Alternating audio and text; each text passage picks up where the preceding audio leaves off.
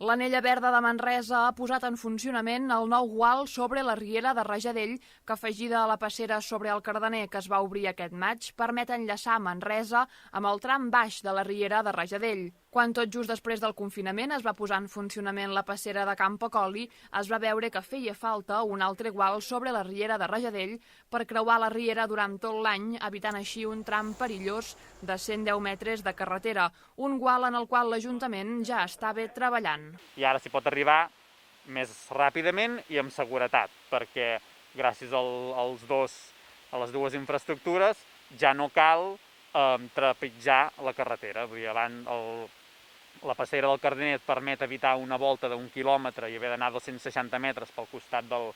lateral del viaducte de la C55, i aquest gual et permet estalviar-te aquest tros de carretera del pont de la carretera vella durant 110 metres que anaves pel voral de la carretera amb el perill que et xafés algun cotxe.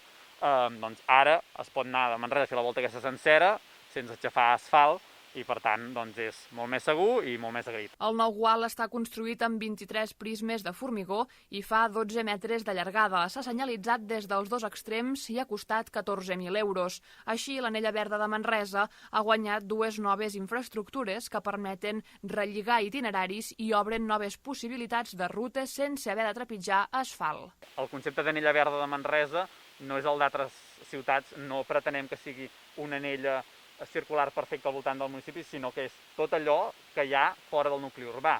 I ara, ens hem d'imaginar més aviat, diguéssim, com ho vam dibuixar a la Comissió d'Itineraris,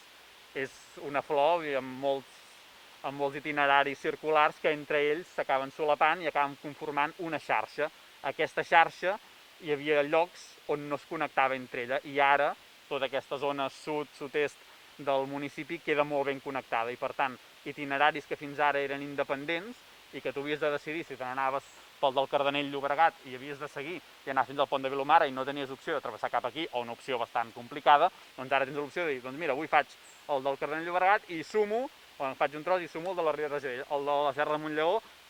perquè ara estan connectats entre ells. Les dues actuacions se sumen a les millores que s'han fet els darrers anys per adequar l'Anella Verda i millorar-ne l'accessibilitat amb la senyalització de nous itineraris, la publicació d'un plànol amb els recorreguts, entre altres. Dels 8 recorreguts existents, n'hi ha 6 que estan completament senyalitzats i només resta pendent la senyalització vertical de les rutes del regadiu de Viladordis i l'itinerari del Cardener i Puigberenguer.